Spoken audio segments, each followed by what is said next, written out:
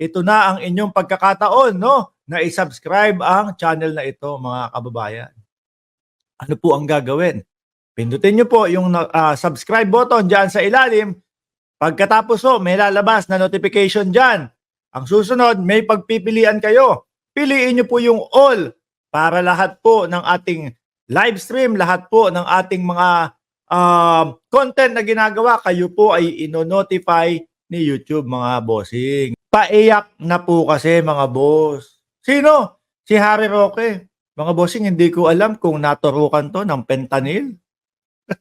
Hindi ko alam kung naturukan ito o nasobrahan sa formalin, insulin.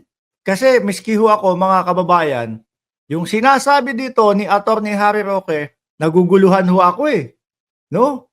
Naguguluhan ho ako. Bakit ho, mga bossing? Undas po, di ba? Kakatapos lang ng undas. Kakatapos lang ng Halloween. Pakinggan nyo ho yung sinasabi ni Attorney Harry Roque, ha? Medyo paiyak na ho. Ako, naawa ako eh. Doon sa kapitbahay namin. Sa kapitbahay namin na malaki ang problema. Pero kay Roque, Boma Labs, mga boss. Pakinggan nyo ho, ha? Pero wala po sa kahit isa sa mga mahal ko sa buhay na pumanaw na nagsasabi na mali ang aking naging nanindigan. Ayun. Ulitin ko lang, mga kababayan, ha, para sigurado tayo. Sabi niya, wala po ni isa sa aking mga kamag-anak o mahal sa buhay na pumanaw na nagsasabi pong mali ang paniniwala ko. Ulitin ko lang, para sure. Sabihin nyo dyan sa akin sa comment section kung tama po ba yung pagdinig ko na sinabi ni Roque yun. Ulitin natin, ha. Pero wala po sa kahit isa sa mga Wala po sa kahit isa mahal ko sa buhay na pumanaw doon po sa mga buhay na pumanaw, yung mga mahal niya sa buhay na nagsasabi na mali ang aking naging nanindigan. Sandali lang, Roque, naguluhan talaga kami. Nasobrahan ba? Baka overdose doon sa insulin na itinurok. Alam niyo naman po, may diabetes itong si Harry Roque. Wala po ni isa doon sa mga pumanaw o doon sa mahal niya sa buhay ang nagsabing mali ang kanyang ginagawa o kanyang pinaninindigan ho, mga boss. Paano yun? Ano yun?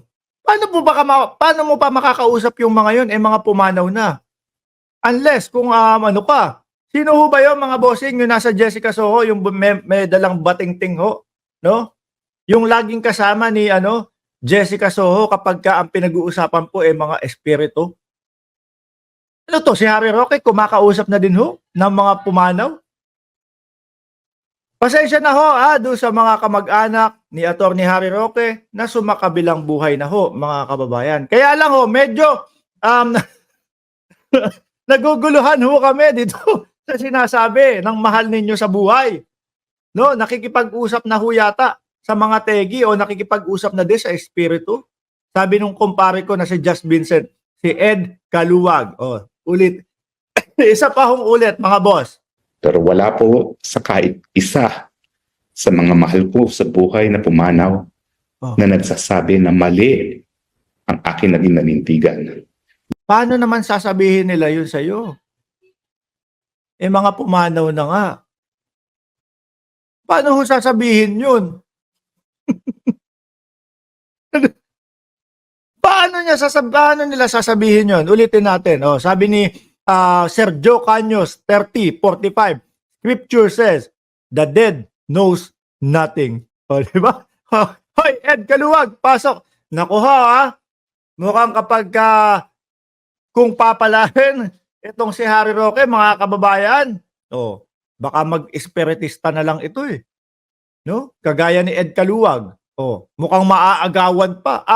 Maaagawan pa ng trabaho si Ed Kaluwag. Si Ed Kaluwag, papayat-payat ho, mga bossing. Si Roque naman, medyo tataba-taba, no? Chubby. Magkaiba.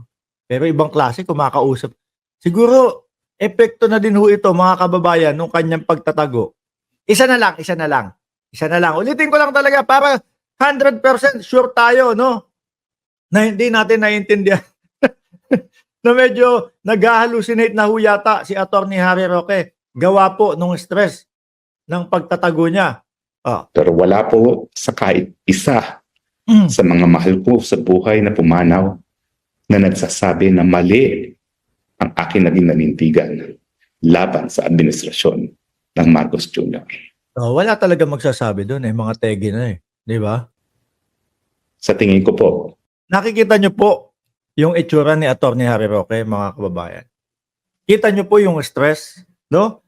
Pero nung panahon na sila daw po ay nandoon, no? Na nag-e-enjoy sa Lucky South, nag-e-enjoy sa Pogo. Hindi mo makikitaan na ganito yung kanyang itsura Mga pictures na lumalabas kasama si A.R. de la Serna, mga bossing, talagang happy-happy no?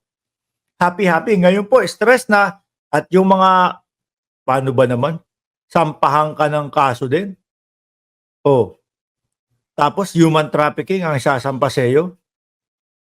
Oh, walang bail. Sino ba naman ho ang hindi may stress? Lalo na iniisip niyan, baka lumusot yun Lulusot yata yung kaso Yun po ang iniisip niyan. Dahil po pag lumusot yun, mga bossing, walang pinagkaiba po yan sa kaso ni Kibuloy. No? Pero doon sa human trafficking.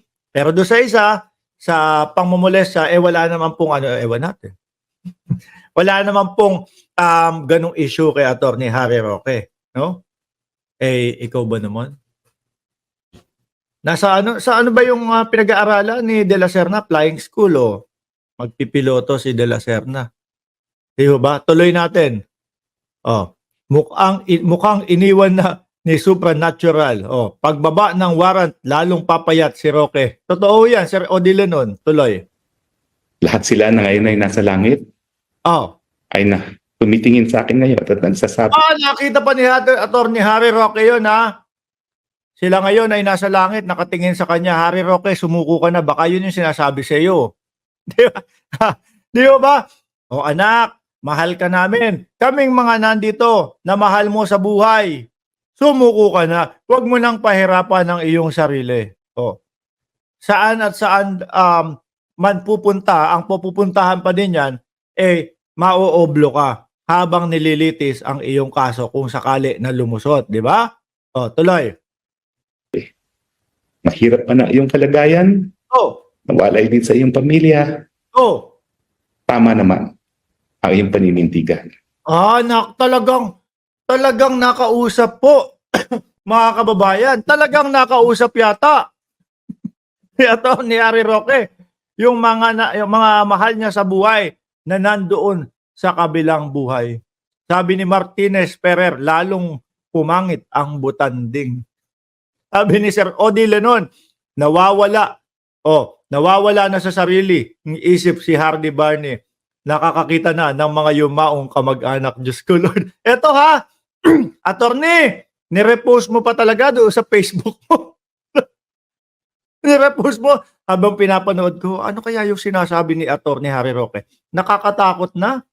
No? Kumakausap na nung mga sumakabilang buhay. Napansin din ni Marlene Ricarte. Mata niya ibang-iba na. Yan ang nakuha mo sa kasinungalingan niya.